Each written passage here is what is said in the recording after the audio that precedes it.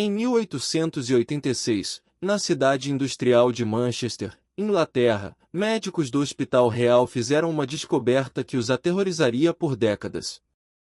No porão úmido e mal iluminado da instituição, encontraram um laboratório clandestino que parecia saído de um pesadelo vitoriano. Potes de vidro contendo órgãos humanos perfeitamente preservados, diários manuscritos com detalhes anatômicos impossíveis para aquela época, e no centro de tudo, ferramentas cirúrgicas de uma criança. O responsável por essa coleção científica macabra tinha apenas 12 anos. Seu nome era Edmund Blackwood, e ele havia transformado a morte em sua obsessão científica. Mas o que descobriram em seus experimentos foi algo que desafiou não apenas a medicina da época, mas a própria natureza da realidade. Será que existe uma fronteira entre a vida e a morte que nunca deveria ter sido atravessada? Esta é a verdadeira história de um prodígio que cruzou limites que jamais deveriam ter sido transpostos. Uma história que os arquivos médicos britânicos tentaram enterrar por mais de um século. Para entender a magnitude do que Edmund Blackwood conseguiu realizar, precisamos mergulhar no contexto da Inglaterra vitoriana dos anos 1880. Era uma época de contradições profundas. Enquanto a Revolução Industrial transformava rapidamente a sociedade, a medicina ainda dava seus primeiros passos em descobertas fundamentais. A teoria dos germes de Louis Pasteur estava apenas começando a ser aceita. Os médicos ainda não compreendiam completamente a importância da esterilização, e a anestesia, embora já descoberta, era usada com extrema cautela devido aos seus riscos mortais. Neste cenário, Manchester se destacava como um dos centros industriais mais importantes da Inglaterra. A cidade fervilhava com fábricas têxteis, mas também era um caldeirão de doenças e mortalidade infantil. A expectativa de vida nas áreas operárias mal chegava aos 35 anos. Foi neste ambiente que Edmund Blackwood nasceu em março de 1874, filho de um próspero comerciante de têxteis e de uma mulher que morreu no parto. Um detalhe que, segundo os registros, marcaria profundamente sua psique.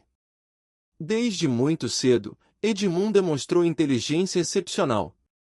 Aos 4 anos de idade, já lia textos médicos na biblioteca particular de seu pai. Aos 6, conseguia recitar tratados anatômicos em latim de memória. Mas havia algo perturbador em sua precocidade. Os criados da mansão Blackwood relataram em suas memórias, descobertas apenas em 1987, que o menino passava horas observando animais mortos no jardim.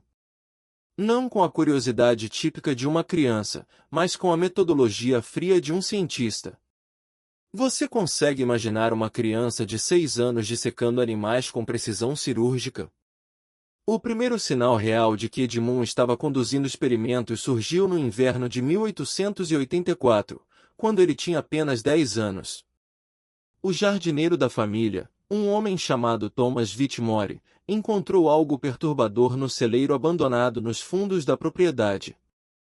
Segundo o relato que Whitmore fez à polícia local, documento que só veio à luz em 1923, ele descobriu uma mesa improvisada com instrumentos cirúrgicos rudimentares. Sobre a mesa, os restos mortais de vários animais pequenos, gatos, coelhos, pássaros.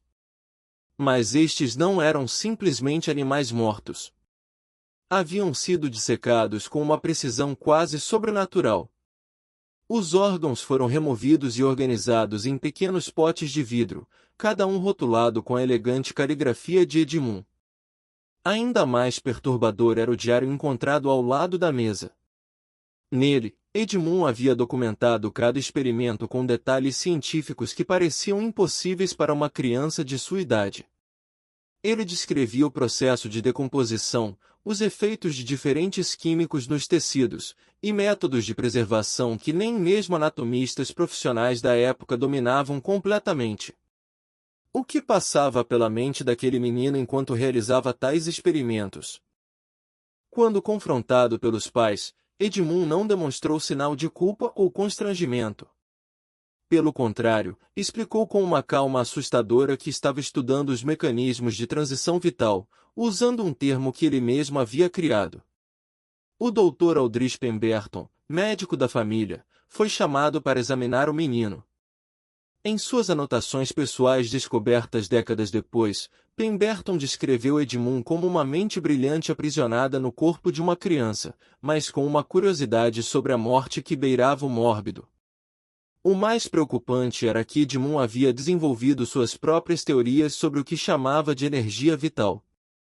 Segundo suas anotações, ele acreditava que existia uma força mensurável que deixava o corpo no momento da morte e que essa força poderia ser capturada e estudada. Será que ele estava apenas delirando, ou havia descoberto algo que a ciência da época não conseguia compreender? Foi então que o Dr. Pemberton cometeu o erro que mudaria tudo. Em vez de buscar ajuda psiquiátrica para Edmund, decidiu nutrir seu gênio precoce.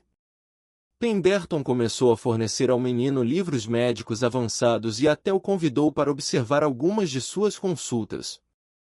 Era como alimentar um incêndio com gasolina. Em abril de 1886, o Dr. Pemberton conseguiu uma bolsa especial para Edmund no Hospital Real de Manchester. Oficialmente, o garoto de 12 anos seria um assistente júnior de pesquisa. Na prática, ele tinha acesso quase irrestrito aos laboratórios e ao necrotério do hospital. Os primeiros meses passaram sem incidentes aparentes. Edmund era visto como um prodígio pelos médicos mais velhos, que ficavam impressionados com seu conhecimento teórico. Ele fazia perguntas perspicazes durante autópsias e demonstrava uma compreensão de anatomia que superava muitos estudantes de medicina. Mas havia sinais perturbadores que foram inicialmente ignorados.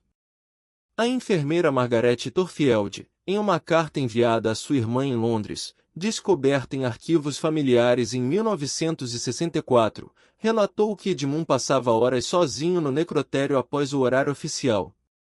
Quando questionado, dizia que estava fazendo observações complementares.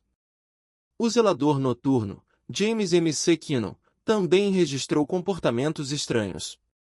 Observou luzes fracas vindas do porão do hospital durante a madrugada, acompanhadas por sons que ele descreveu como uma mistura de ferramentas cirúrgicas e sussurros.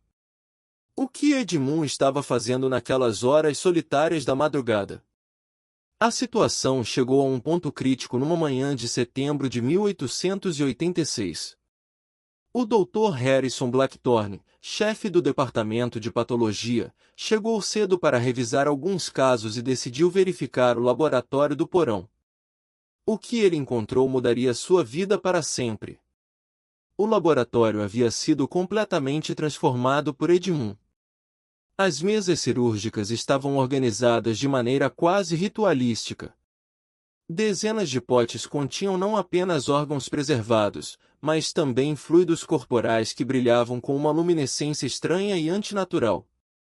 Nas paredes, Edmund havia criado diagramas complexos conectando diferentes aspectos da morte e decomposição.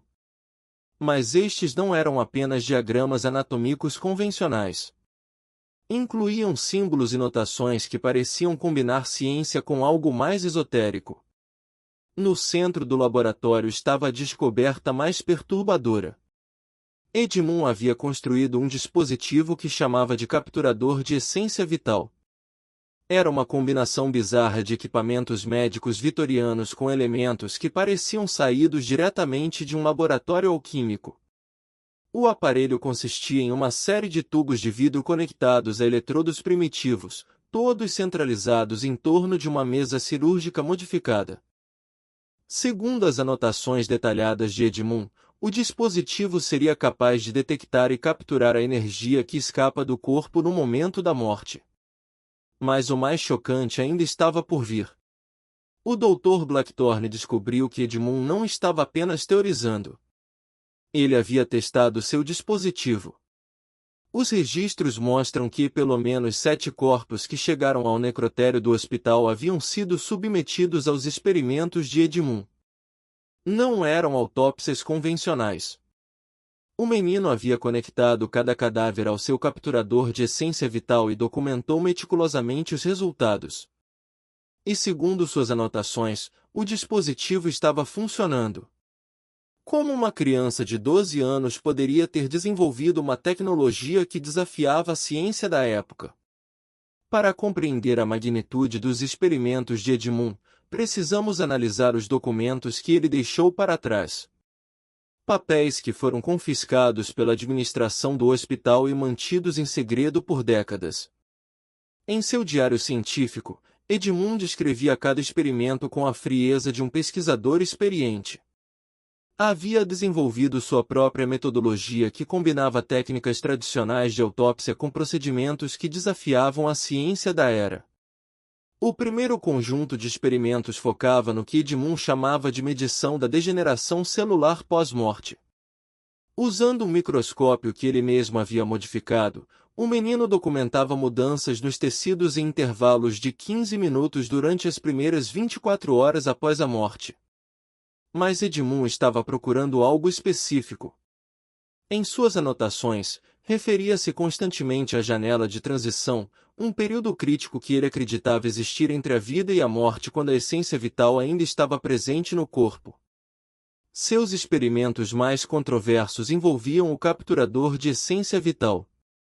Edmund havia teorizado que a consciência humana produzia uma forma de energia elétrica mensurável e que essa energia permanecia no corpo por um breve período após a morte clínica. Para testar sua teoria, ele conectava eletrodos primitivos a diferentes partes dos corpos dos cadáveres e usava um galvanômetro modificado para detectar variações na condutividade elétrica. Os resultados, segundo suas anotações, eram consistentes e reproduzíveis. Mas havia algo mais perturbador nos registros de Edmund. Ele não estava apenas medindo energia elétrica residual. Suas anotações sugeriam que ele havia encontrado padrões, quase como se a energia que detectava tivesse estrutura, organização. Em uma entrada particularmente inquietante datada de 15 de agosto de 1886, Edmund escreveu: "A essência não se dissipa aleatoriamente. Há um padrão, uma tentativa de comunicação. É como se a consciência lutasse para permanecer coerente mesmo após a cessação das funções vitais." O que torna essa observação ainda mais assustadora é que Edmund havia começado a registrar esses padrões de comunicação. Página após página de seu diário continham sequências de números e símbolos que ele afirmava serem traduções da energia detectada em cada cadáver. E aqui chegamos ao aspecto mais perturbador de toda a história. Edmund alegava que essas traduções continham informações específicas sobre as últimas experiências conscientes de cada pessoa. Em outras palavras, o menino de 12 anos acreditava ter encontrado uma maneira de se comunicar com os mortos. Como isso seria possível? Será que Edmund realmente havia descoberto algo que a ciência moderna ainda não compreende completamente? A noite de 23 de setembro de 1886 marcaria o fim dos experimentos de Edmund e o início de um mistério que persiste até hoje. Segundo os registros hospitalares, Edmund havia solicitado permissão para trabalhar durante a noite em um projeto de pesquisa crítico. O Dr. Pemberton, ainda convencido do gênio de seu protegido, concedeu a autorização. O que Edmund planejava para aquela noite era seu experimento mais ambicioso ainda.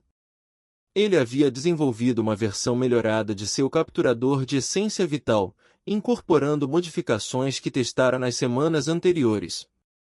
Às 23 horas e 47 minutos, o zelador James M. C. Kinnon fez suas rondas usuais pelos corredores do hospital.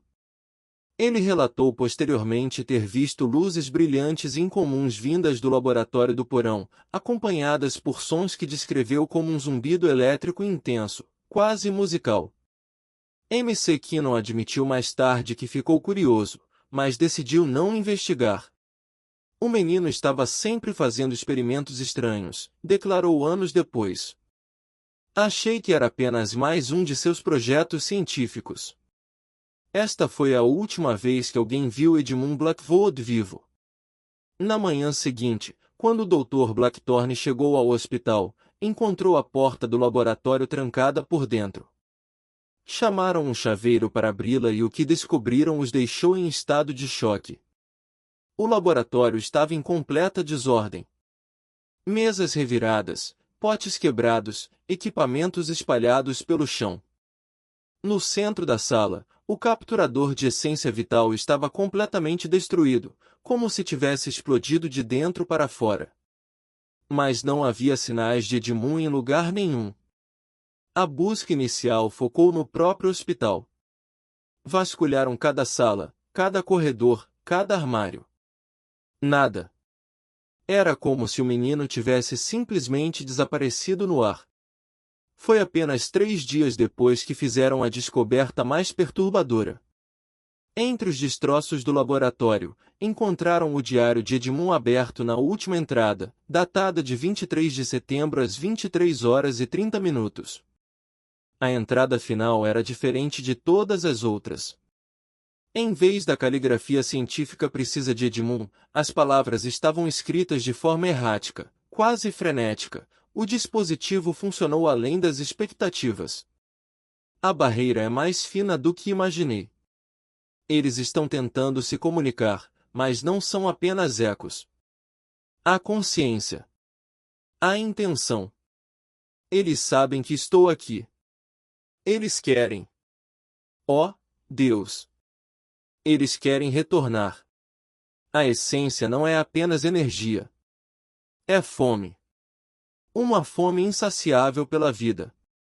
Cometi um erro terrível. Abri uma porta que deveria ter permanecido fechada. Consigo ouvi-los se aproximando.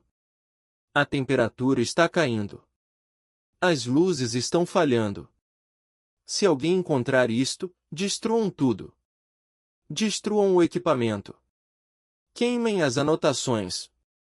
Não deixem que outros cometam o mesmo erro. A morte não é o fim. É uma prisão.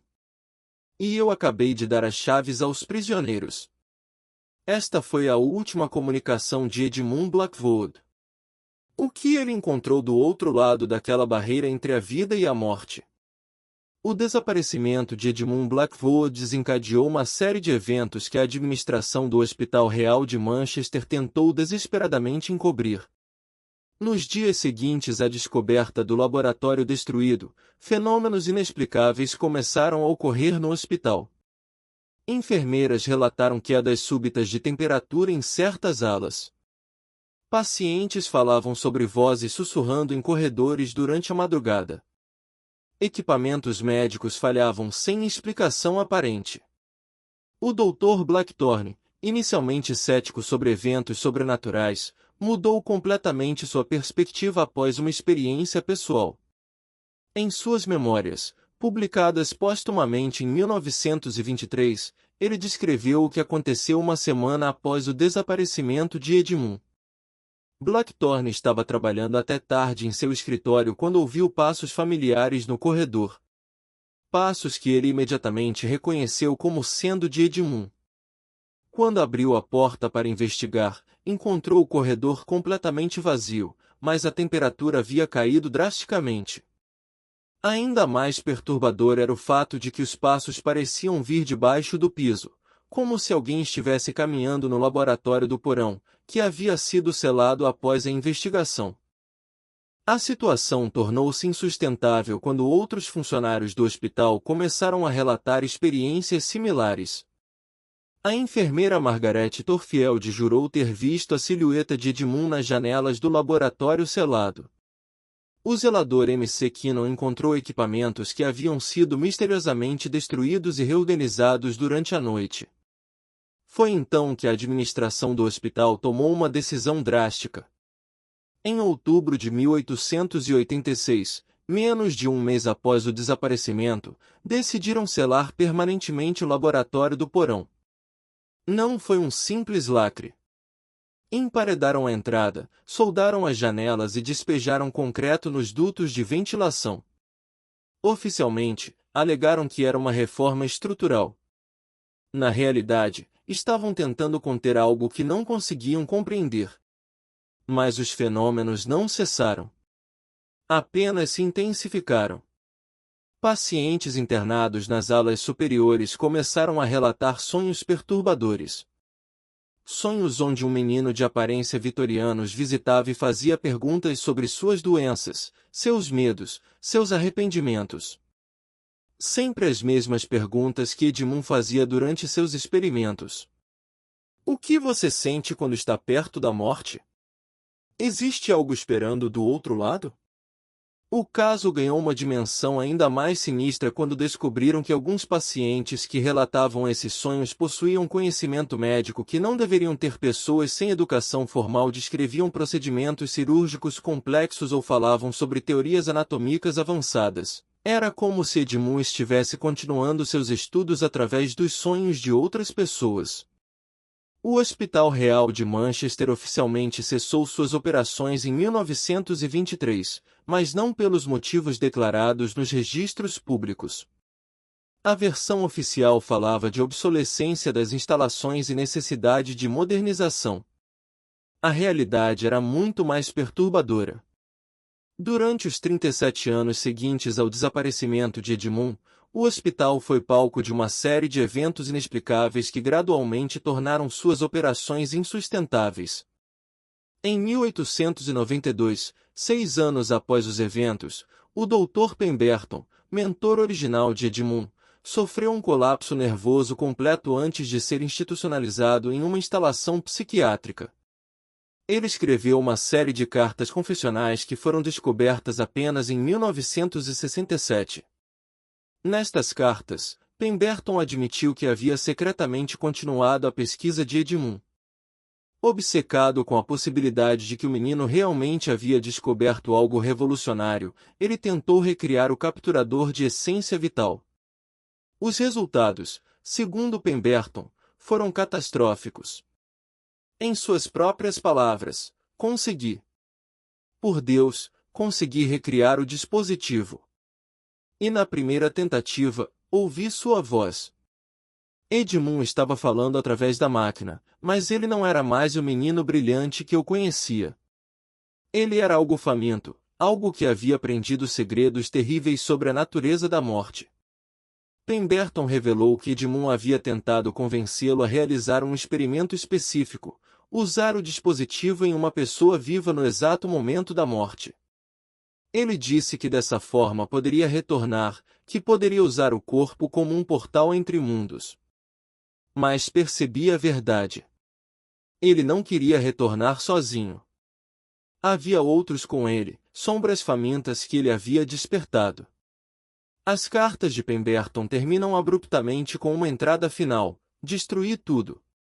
Queimei o equipamento, as anotações, tudo. Mas é tarde demais. A porta foi aberta e não pode ser fechada. Eles sabem que estamos aqui. Eles sabem que somos vulneráveis. Edmund foi apenas o primeiro. Haverá outros. 3 dias após escrever esta última carta, o Dr. Pemberton foi encontrado morto em sua cela na instituição psiquiátrica. A causa oficial da morte foi parada cardíaca, mas o relatório médico mencionava detalhes perturbadores. O corpo estava em um estado de decomposição muito avançado para o tempo decorrido, e a temperatura corporal estava normalmente baixa, como se ele tivesse morrido muito mais tempo atrás do que as evidências indicavam. Os eventos no Hospital Real continuaram ao longo das décadas seguintes. Em 1908, um incêndio misterioso destruiu uma ala inteira do prédio, exatamente a ala que ficava diretamente acima do laboratório selado de Edmund.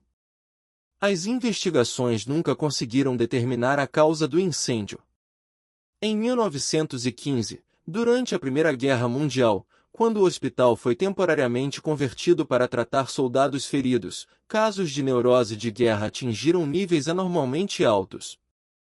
Médicos militares relataram que muitos soldados falavam sobre um menino fantasma que os visitava durante a recuperação e fazia perguntas sobre suas experiências com a morte. Em 1987, mais de 100 anos após os eventos originais, uma descoberta acidental trouxe nova luz ao mistério de Edmund Blackwood. Durante a demolição do antigo Hospital Real de Manchester para dar lugar a um complexo comercial, trabalhadores encontraram algo inesperado ao derrubar as paredes do porão. Atrás da parede de concreto que havia sido erguida em 1886, descobriram que o laboratório de Edmund havia permanecido intacto por mais de um século. A equipe de arqueologia urbana chamada para examinar o local foi liderada pela doutora Sarah Whitmore. Coincidentemente, a bisneta do jardineiro Thomas Whitmore, que havia feito as primeiras descobertas sobre os experimentos de Edmund. O que encontraram desafiou todas as expectativas. O laboratório não estava apenas preservado. Estava estranhamente bem preservado, como se o tempo tivesse passado mais devagar naquele espaço específico. No centro da sala, encontraram os restos do capturador de essência vital de Edmund. Mas havia algo novo. Equipamentos adicionais que claramente não estavam lá na época do desaparecimento. Alguém havia continuado trabalhando no laboratório após 1886. A análise do equipamento revelou modificações sofisticadas que incorporavam tecnologias apenas desenvolvidas no século XX. Havia componentes que pareciam ser de rádios primitivos, válvulas a vácuo anacrônicas para a época, e fios de cobre organizados em padrões geométricos complexos. Mas a descoberta mais perturbadora estava nos arquivos. Pilhas de documentos manuscritos com a inconfundível caligrafia de Edmund, mas datados décadas após seu desaparecimento. Cartas datadas de 1901, 1923, 1955, e até uma de 1978. O conteúdo dessas cartas revelava que Edmund, ou algo alegando ser Edmund, havia continuado seus experimentos ao longo do século. As cartas descreviam avanços em sua compreensão da essência vital e métodos cada vez mais sofisticados de comunicação com o que ele chamava de reino intermediário.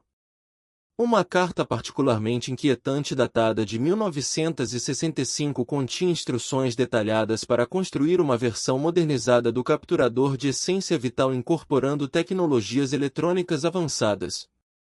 Edmund escreveu: "A evolução da ciência humana finalmente alcançou minhas necessidades. Com os novos componentes eletrônicos, posso ampliar significativamente o alcance de comunicação. Em breve, não precisarei mais depender deste laboratório primitivo." A carta terminava com uma promessa sinistra: os experimentos continuarão. A morte é apenas o começo da verdadeira pesquisa científica. Aqueles com mentes abertas eventualmente me encontrarão. Estarei esperando. As descobertas de 1987 geraram um intenso debate entre historiadores, parapsicólogos e céticos. Várias teorias foram propostas para explicar os eventos relacionados a Edmund Blackwood, cada uma mais perturbadora que a última. A teoria mais conservadora defendida por historiadores tradicionais sugere que Edmund era simplesmente um prodígio perturbado que sofreu um colapso mental. Segundo esta versão, o menino teria se escondido no hospital após destruir seu laboratório e eventualmente morreu de causas naturais. As cartas posteriores seriam falsificações criadas por alguém familiarizado com sua caligrafia. Mas esta teoria falha em explicar vários aspectos cruciais. Como alguém poderia ter tido acesso ao laboratório selado por décadas? Como explicar o conhecimento científico avançado demonstrado nas cartas posteriores? E mais importante, como explicar as tecnologias anacrônicas encontradas no laboratório? A segunda teoria proposta por pesquisadores de fenômenos paranormais sugere que Edmund realmente conseguiu transcender a morte física de alguma forma. Segundo esta interpretação, seus experimentos o transformaram em uma forma de consciência que existe entre os mundos dos vivos e dos mortos. Esta teoria encontra suporte nos numerosos relatos de aparições de Edmund ao longo do século, assim como na crescente sofisticação dos experimentos documentados nas cartas posteriores. Se Edmund conseguiu manter sua consciência após a morte, ele teria tido décadas para aperfeiçoar suas teorias e métodos. A terceira teoria é a mais perturbadora de todas. proposta pela própria doutora Sarah Whitmore após anos estudando o caso. Ela sugere que Edmund não transcendeu a morte, ele a quebrou. Segundo Whitmore, os experimentos de Edmund podem ter criado uma ruptura na barreira entre a vida e a morte, permitindo que consciências mortas influenciem o mundo físico. Edmund seria não apenas um sobrevivente desse processo, mas seu principal arquiteto, usando a ruptura para conduzir experimentos cada vez mais ambiciosos. Esta teoria explicaria por que os fenômenos paranormais associados a Edmund não se limitaram ao Hospital Real de Manchester. Ao longo do século XX, relatos esporádicos mais consistentes surgiram de visitações científicas em hospitais e instituições médicas ao redor do mundo. Sempre seguiam o mesmo padrão.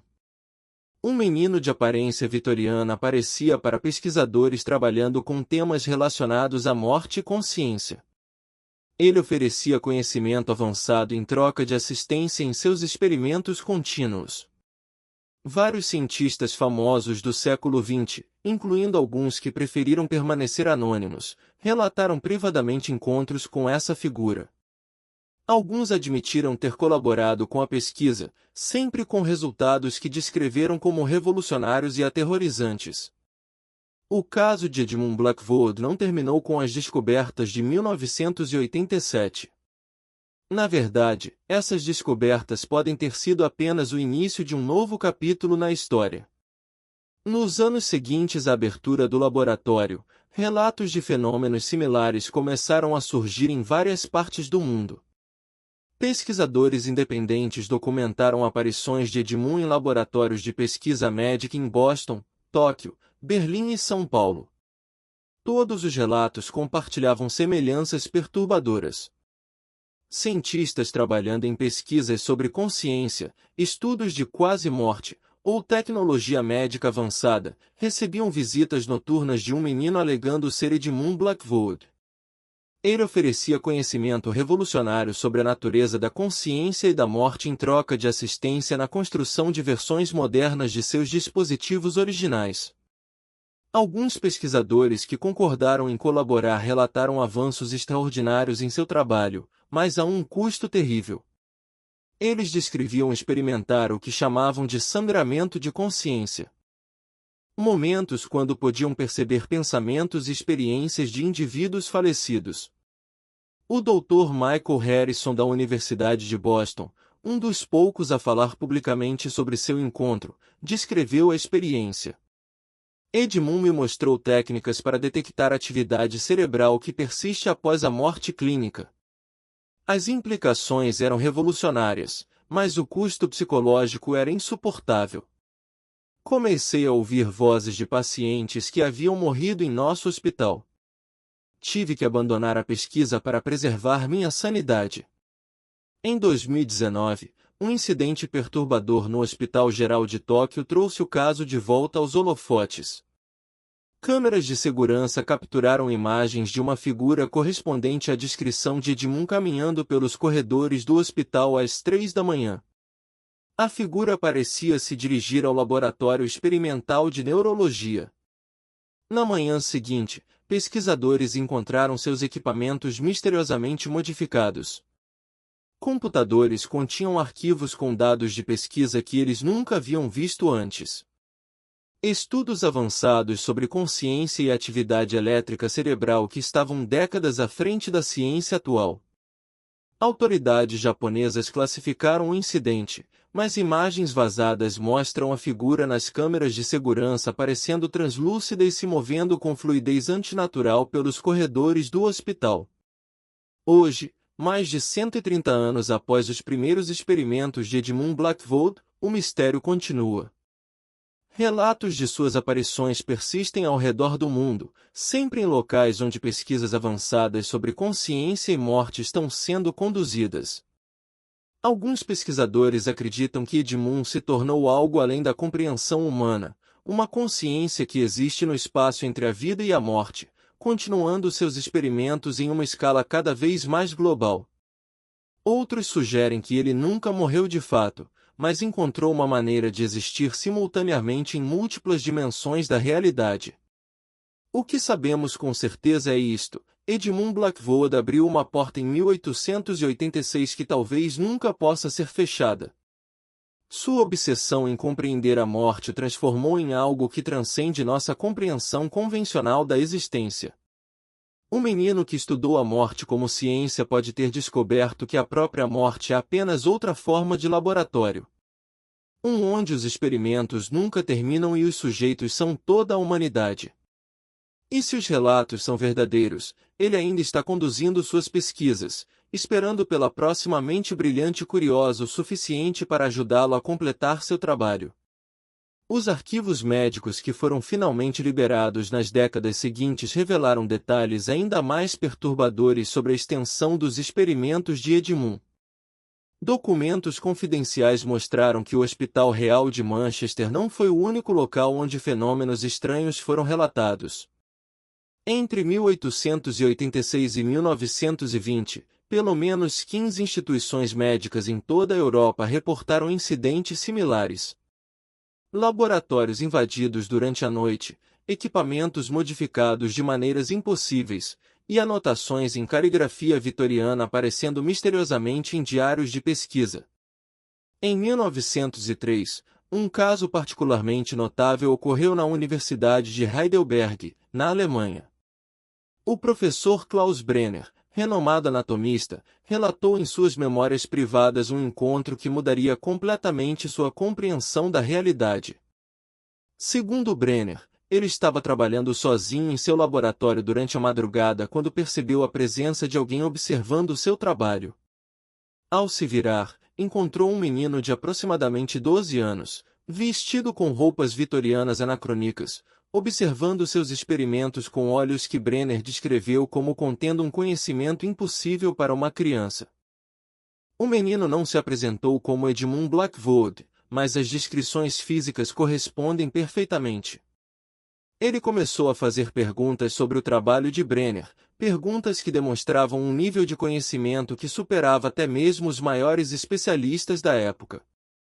Quando Brenner questionou quem era e como havia entrado no laboratório trancado, o menino simplesmente sorriu e disse: "As portas são apenas ilusões para aqueles que compreendem a verdadeira natureza da existência." Durante as 2 horas seguintes, segundo o relato de Brenner, o menino compartilhou teorias revolucionárias sobre a natureza da consciência humana e sua relação com a atividade elétrica do cérebro. Ele descreveu técnicas de medição que só seriam desenvolvidas décadas depois com o advento do eletroencefalograma. Mais perturbador ainda, ele ofereceu mostrar a Brenner como transcender a barreira entre vida e morte. Brenner, aterrorizado mas fascinado, perguntou qual seria o preço de tal conhecimento. A resposta do menino ficou gravada na memória do professor pelo resto de sua vida: "Não há preço. Já estou pagando o custo há décadas." A solidão entre os mundos é mais terrível do que qualquer forma de morte que vocês conhecem. Só quero que alguém compreenda o que descobri. Que alguém continue o trabalho. Quando Brenner pediu mais esclarecimentos, o menino começou a descrever seu último experimento em Manchester. Ele falou sobre o momento em que o capturador de essência vital finalmente funcionou perfeitamente, sobre a sensação de sua própria consciência sendo puxada para fora do corpo enquanto ainda mantinha total lucidez. Descreveu o terror de perceber que havia outros lá, consciências famintas que haviam ficado presas entre a vida e a morte por décadas, séculos talvez. Eles sentiram o portal que abri, disse o menino a Brenner. Tentaram usar meu corpo como ponte de volta ao mundo físico. Mas eu era forte demais, jovem demais. Minha consciência resistiu. E agora estou preso aqui, não totalmente vivo, não totalmente morto. Consciente de ambos os mundos, mas pertencendo a nenhum. Brenner relatou que nesse momento sentiu uma onda de compaixão pelo menino, misturada com um terror profundo ao compreender as implicações do que estava ouvindo. Ele perguntou se havia alguma maneira de ajudar, de desfazer o que havia sido feito. O menino balançou a cabeça lentamente. A porta não pode ser fechada, mas pode ser compreendida. Com conhecimento suficiente, outros podem aprender a navegar entre os mundos sem ficar presos como eu. É por isso que continuo. É por isso que busco mentes brilhantes como a sua. Antes que Brenner pudesse responder, o menino começou a desaparecer, literalmente se dissolvendo no ar. Suas últimas palavras ecoaram no laboratório silencioso. Pense no que lhe ofereci, professor. Os experimentos continuarão com ou sem sua ajuda. Mas com ela, talvez possamos transformar meu erro em uma revolução científica que mudará a compreensão da humanidade sobre a existência. Brenner nunca mais viu o menino novamente, mas relatou que nos anos seguintes frequentemente encontrava anotações em sua escrivaninha, sempre na mesma caligrafia vitoriana, sempre contendo teorias científicas avançadas que estavam décadas à frente de seu tempo. Ele admitiu ter usado algumas dessas ideias em sua própria pesquisa, o que eventualmente o levou a fazer descobertas significativas sobre a natureza da consciência. No entanto, Brenner também confessou que pagou um preço psicológico alto. Ele começou a ter sonhos vívidos onde visitava o espaço entre a vida e a morte que Edmund escrevera. Nesses sonhos, via incontáveis consciências aprisionadas, algumas por apenas dias, outras por séculos. Todas famintas por vida, todas desesperadas para retornar ao mundo físico.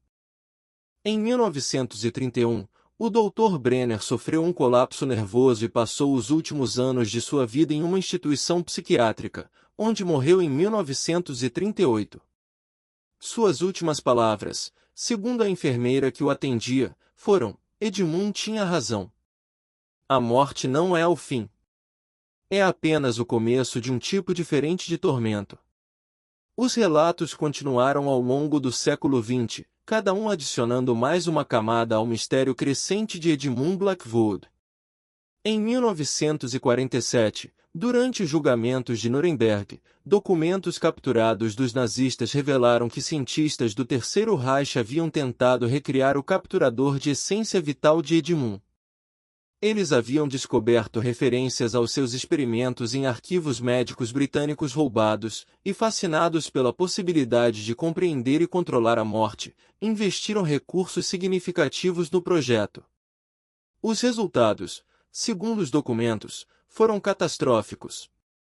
Vários pesquisadores envolvidos no projeto morreram em circunstâncias misteriosas, todos apresentando os mesmos sintomas: temperatura corporal anormalmente baixa, decomposição acelerada, e expressões de terror absoluto congeladas em seus rostos. Um memorando particularmente perturbador, datado de 1944 e assinado por um oficial da SS cujo nome foi redatado, descrevia um incidente onde o dispositivo recriado aparentemente funcionou.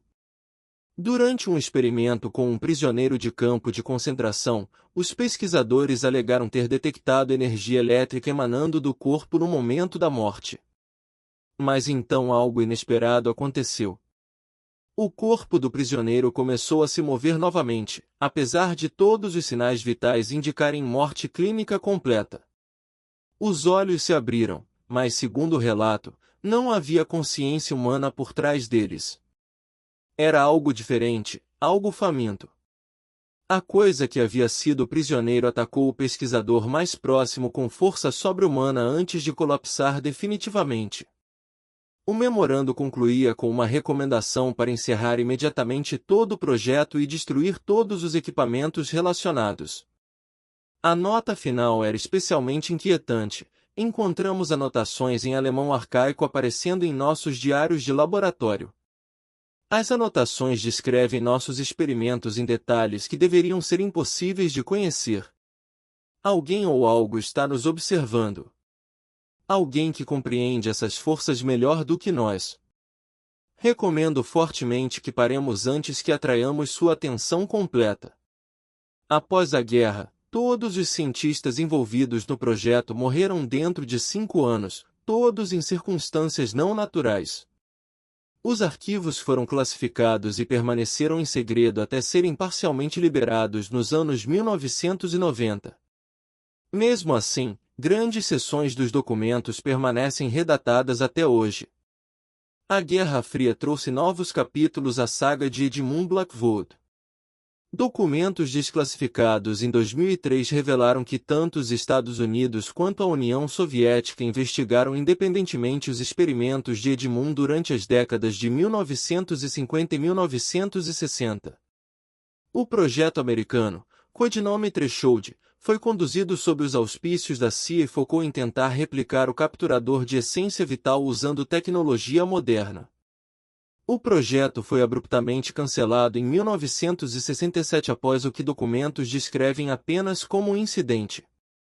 Detalhes específicos permanecem altamente classificados, mas relatórios parcialmente liberados mencionam baixas entre a equipe de pesquisa e contenção necessária de uma ameaça não especificada.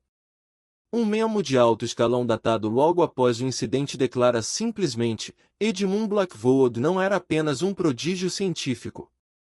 Era um aviso. Um aviso que ignoramos até que fosse tarde demais. O projeto soviético, descoberto através de arquivos da KGB liberados após o colapso da União Soviética, teve um destino similarmente sinistro. Pesquisadores em uma instalação secreta perto de Moscou alegadamente conseguiram não apenas recriar o dispositivo de Edmund, mas também estabelecer comunicação com o que descreveram como entidades do plano intermediário. Um relatório de 1963 descreve um pesquisador chamado Dmitry Volkov que, após usar uma versão modificada do capturador de essência vital em si mesmo, alegou poder ver e comunicar-se com os mortos. Por 3 semanas, Volkov forneceu informações surpreendentemente precisas sobre eventos históricos obtidas, segundo ele, de consciências de pessoas falecidas há muito tempo. Mas então Volkov começou a mudar. Colegas relataram que ele parecia menos humano a cada dia, seus movimentos tornando-se mecânicos, sua voz perdendo inflexão emocional. Ele falava sobre outros usando seu corpo como ponte, sobre fome que transcendia a compreensão física. Na noite de 24 de novembro de 1963, Volkov desapareceu do laboratório trancado onde estava sendo mantido sob observação. Nunca foi encontrado, mas nos anos seguintes, múltiplos pesquisadores em instalações soviéticas relataram encontros com uma figura que correspondia à sua descrição, sempre aparecendo durante experimentos relacionados à consciência e morte. E em cada aparição, a figura estava acompanhada por outra, um menino de aparência vitoriana que os pesquisadores inevitavelmente identificavam como Edmund Blackwood. Em 1975, após uma série de mortes inexplicadas entre cientistas envolvidos no projeto, as autoridades soviéticas ordenaram o encerramento completo de todas as pesquisas relacionadas e a destruição de todos os equipamentos. A instalação onde os experimentos foram conduzidos foi lacrada com concreto e permanece monitorada por guardas militares até hoje. A era digital trouxe uma nova dimensão ao mistério de Edmund Blackwood. A partir dos anos 1990, com a proliferação da internet, começaram a surgir relatos online de pessoas alegando ter encontrado Edmund em sonhos ou visões. O que inicialmente parecia ser apenas mais um mito urbano da internet ganhou credibilidade quando padrões consistentes emergiram dos relatos. Centenas de pessoas, a maioria sem conexão óbvia entre si, descreviam encontros quase idênticos. Elas relatavam sonhar com um laboratório vitoriano onde um menino conduzia experimentos impossíveis. O menino sempre fazia as mesmas perguntas sobre a natureza da morte e da consciência. E aqueles que respondiam às perguntas acordavam com conhecimento que não deveriam possuir. Em 2008, um fórum online dedicado a fenômenos paranormais organizou uma pesquisa detalhada desses relatos. Das 407 pessoas que compartilharam experiências detalhadas, 233 eram profissionais da área médica ou científica. E destas, 61 haviam posteriormente feito descobertas significativas em suas respectivas áreas, particularmente em campos relacionados à neurologia, consciência e morte clínica. Um caso particularmente notável envolveu a doutora Jennifer Marsh, neurocientista britânica que em 2012 publicou uma pesquisa revolucionária sobre atividade cerebral persistente após morte clínica. Em entrevistas posteriores, Marsh admitiu relutantemente que parte de sua metodologia de pesquisa veio de um sonho recorrente onde um menino vitoriano lhe mostrava técnicas de medição que não existiam na literatura científica contemporânea. A revelação de Marsh encorajou outros cientistas a compartilhar experiências similares. O que emergiu foi um padrão perturbador. Edmund Blackwood, ou a entidade que alegava ser ele, estava sistematicamente buscando mentes brilhantes ao redor do mundo, oferecendo conhecimento avançado e recrutando colaboradores para continuar seus experimentos através dos séculos. Em 2015, um grupo de pesquisadores independentes, chamando-se de Projeto Blackwood, iniciou uma investigação coordenada do fenômeno. Eles coletaram e analisaram milhares de relatos, visitaram locais históricos associados a Edmund, e tentaram mapear a extensão de sua influência na ciência moderna. Suas descobertas, publicadas em um site que foi posteriormente hackeado e apagado, eram nada menos que alarmantes. Segundo o projeto Blackwood, evidências sugeriam que pelo menos 12 grandes avanços na neurociência e medicina nos últimos 50 anos podiam ser rastreados de volta a pesquisadores que reportaram encontros com Edmund. Mais perturbador ainda, o projeto identificou um padrão de mortes prematuras entre cientistas que se aprofundaram demais na pesquisa de consciência pós-morte. 37 pesquisadores de alto nível morreram em circunstâncias incomuns entre 1990 e 2015, todos trabalhando em projetos relacionados à fronteira entre vida e morte. As mortes apresentavam características consistentes: temperatura corporal anormalmente baixa, sinais de decomposição acelerada, e, em vários casos, expressões de terror absoluto.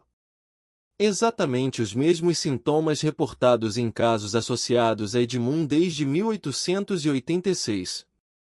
O projeto Blackwood foi abruptamente encerrado em março de 2016 quando seu líder, Dr. Thomas Whitfield, desapareceu misteriosamente.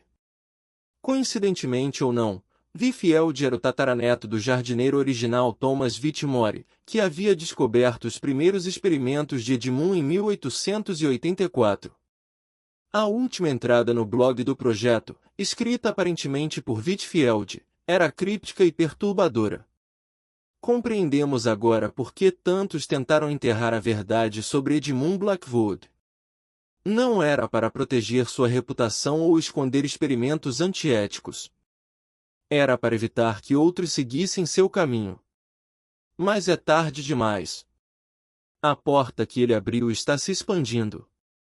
Mais pessoas estão se tornando conscientes do espaço entre a vida e a morte. E algo do outro lado está notando nossa atenção. O post concluía com um aviso: se você está lendo isto e começou a ter sonhos com um menino vitoriano, não responda às suas perguntas. Não aceite seu conhecimento. O preço não é pago em vida, mas em morte. E pode ser muito pior do que qualquer inferno religioso jamais imaginou. Nos dias seguintes a essa postagem, o site do projeto Blackwood foi invadido e todo o seu conteúdo foi apagado. Whitfield nunca foi encontrado. Membros sobreviventes da equipe se recusaram a falar publicamente sobre o projeto, com alguns negando que ele tenha sequer existido. Nos últimos anos, o fenômeno Edmund Blackwood parece ter intensificado. Relatos de encontros aumentaram exponencialmente, particularmente entre jovens cientistas e estudantes de medicina. As redes sociais estão repletas de posts de pessoas descrevendo sonhos idênticos, visões de laboratórios vitorianos, e o menino que oferece conhecimento proibido.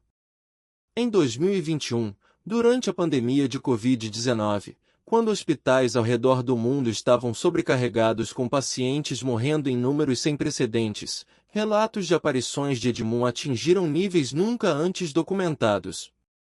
Médicos e enfermeiras em 5 continentes reportaram ver a mesma figura, um menino vitoriano observando silenciosamente dos cantos das UTIs, sempre presente nos momentos finais dos pacientes. Alguns profissionais de saúde descreveram sentir uma presença reconfortante, como se o menino estivesse ali para guiar os que partiam. Outros relataram uma sensação de fome insaciável emanando da figura, como se algo estivesse se alimentando da energia liberada por tantas mortes simultâneas. Um médico italiano, que pediu para permanecer anônimo, descreveu ver Edmund parado ao lado de um paciente falecendo, com as mãos estendidas como se estivesse coletando algo invisível que saía do corpo. O aspecto mais perturbador foi que pacientes que sobreviveram a experiências de quase morte durante esse período frequentemente relatavam encontros com o menino em seus relatos de pós-vida. Eles descreviam um espaço entre a vida e a morte onde Edmund estava conduzindo que pareciam ser experimentos, medindo, observando, anotando. Alguns disseram que ele lhes fez perguntas sobre o que estavam sentindo, como se ainda estivesse coletando dados mais de um século depois. A doutora Sarah Whitmore, que havia liderado a investigação arqueológica de 1987, publicou em 2022 um artigo controverso em um jornal acadêmico obscuro antes de sua própria morte misteriosa 3 meses depois. No artigo, ela apresentava uma teoria final sobre Edmund Blackwood que sintetizava décadas de pesquisa. Segundo Whitmore, Edmund não era mais uma pessoa no sentido convencional. Ele havia se tornado algo que ela chamou de consciência parasitária distribuída.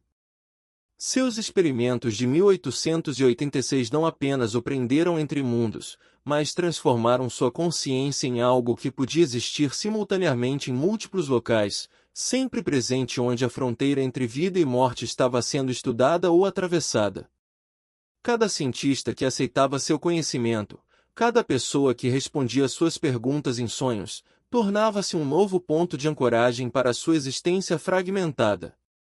Whitmore teorizou que Edmund estava lentamente construindo uma rede de consciências conectadas, todas servindo como extensões de sua própria pesquisa interminável. O objetivo final, ela especulou, não era simplesmente compreender a morte, mas eventualmente transcendê-la completamente. Encontrar uma maneira de retornar ao mundo dos vivos com todo o conhecimento acumulado, ou talvez algo ainda mais ambicioso, dissolver completamente a barreira entre vida e morte. As implicações dessa teoria eram aterrorizantes. Se Whitmore estava correta, cada avanço científico na compreensão da consciência, cada nova técnica de ressuscitação, cada experimento com experiências de quase morte estava potencialmente servindo aos propósitos de Edmund. A humanidade poderia estar, sem saber, trabalhando para completar um experimento iniciado por um menino de 12 anos em 1886. O artigo final de Whitmore concluía com um aviso sombrio: se Edmund conseguir seu objetivo, se a barreira cair completamente, não sabemos o que acontecerá. Quantas consciências estão presas do outro lado, aguardando uma oportunidade de retornar?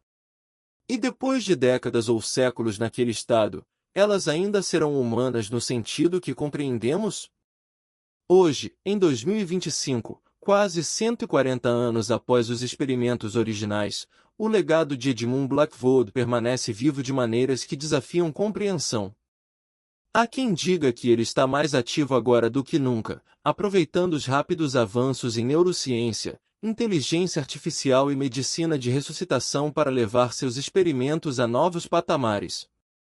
Cientistas na vanguarda da pesquisa de consciência ocasionalmente admitem, em conversas privadas, receber insights de fontes que não conseguem explicar. Sonhos que contêm equações complexas, visões de procedimentos experimentais, sussurros de conhecimento que parece vir de fora do tempo linear. E sempre, no centro dessas experiências, está a figura do menino vitoriano com olhos que contém séculos de conhecimento proibido. Existem rumores, impossíveis de verificar mas persistentes, de que certas instituições de pesquisa de elite mantêm o que chamam de Protocolo Blackwood. Diretrizes secretas sobre o que fazer se pesquisadores começarem a reportar encontros com Edmund. O protocolo supostamente inclui monitoramento psicológico intensivo, isolamento dos pesquisadores afetados, e em casos extremos, encerramento completo de linhas de pesquisa inteiras. Mas se tais protocolos existem, não parecem estar funcionando. Os relatos continuam, a influência se espalha, E a cada ano mais cientistas brilhantes encontram-se inexplicavelmente atraídos para pesquisas sobre a natureza da consciência e da morte. É tentação intelectual, curiosidade científica legítima, ou algo mais sinistro guiando essas escolhas de carreira? A verdade mais perturbadora pode ser esta: talvez Edmund Blackwood tenha conseguido exatamente o que pretendia. Ele queria que a morte fosse estudada como ciência, que seus mistérios fossem desvendados, que a barreira fosse compreendida e eventualmente transcendida. E através de mais de um século de influência sutil, orientando pesquisas, inspirando descobertas, ele está gradualmente fazendo exatamente isso. Cada avanço em nossa compreensão da consciência, cada segundo adicional que conseguimos manter cérebros funcionando após parada cardíaca, cada nova técnica de ressuscitação é um passo mais próximo de completar o trabalho que Edmund começou naquela noite fatal de setembro de 1886. E quando finalmente compreendermos completamente a natureza da morte, quando a ciência finalmente alcançar o que Edmund descobriu prematuramente, o que encontraremos esperando do outro lado? Será Edmund sozinho, ainda conduzindo seus experimentos meticulosos, ainda anotando observações em sua caligrafia vitoriana impecável? Ou será algo muito maior, muito mais terrível? Uma multidão de consciências famintas, presas há séculos, aguardando pacientemente pela oportunidade que o trabalho de Edmund eventualmente lhes dará para retornar ao mundo dos vivos? Alguns pesquisadores paranormais acreditam que já estamos vivendo nos estágios finais do grande experimento de Edmund. Eles apontam para o aumento inexplicável de relatos de experiências paranormais em todo o mundo, para a crescente consciência coletiva sobre questões de consciência e vida após a morte, para o fato de que mais pessoas do que nunca reportam encontros com entes falecidos. A barreira, eles argumentam, já está começando a se dissolver. Outros, mais céticos mas igualmente preocupados, sugerem que mesmo que Edmund Blackwood fosse apenas um menino perturbado que morreu há mais de um século, a lenda que cresceu ao seu redor tornou-se uma profecia autorrealizável. Tantos pesquisadores acreditam estar sendo guiados por ele que inconscientemente direcionam suas pesquisas de maneiras que cumprem a narrativa, aproximando-nos cada vez mais da dissolução da fronteira entre vida e morte. De qualquer forma, uma coisa é indiscutível: a história de Edmund Blackwood mudou fundamentalmente como pensamos sobre a morte. Ele transformou o fim da vida de um mistério religioso ou filosófico em uma questão científica legítima.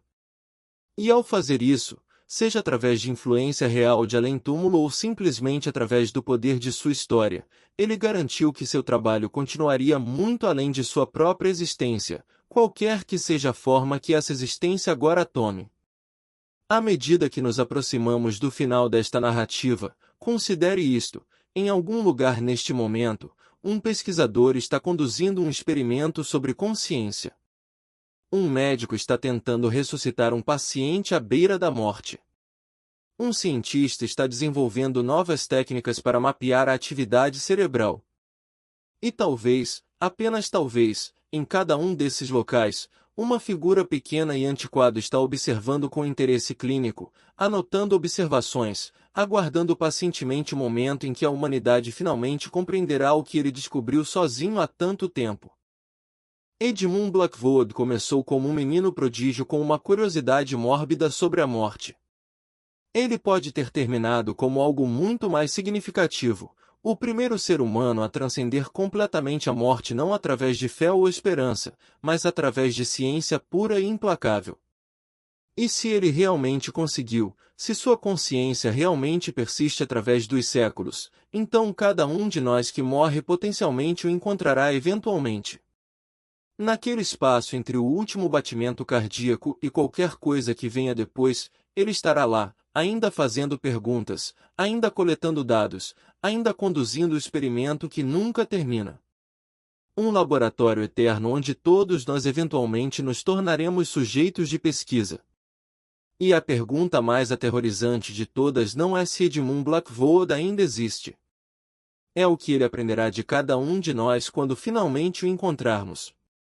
Porque se há uma lição em toda esta história, é esta: algumas perguntas não deveriam ser respondidas.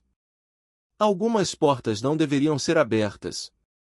E algumas mentes são tão brilhantes, tão obstinadas, tão completamente desprovidas de medo das consequências, que transcendem todas as limitações, incluindo a própria morte. Edmund Blackwood pode ter sido a primeira dessas mentes. Mas os relatos sugerem que ele não será a última. A cada geração, novos prodígios surgem, atraídos pelos mesmos mistérios que fascinaram Edmund. E cada um deles, ao explorar as fronteiras entre vida e morte, pode estar se aproximando do mesmo destino.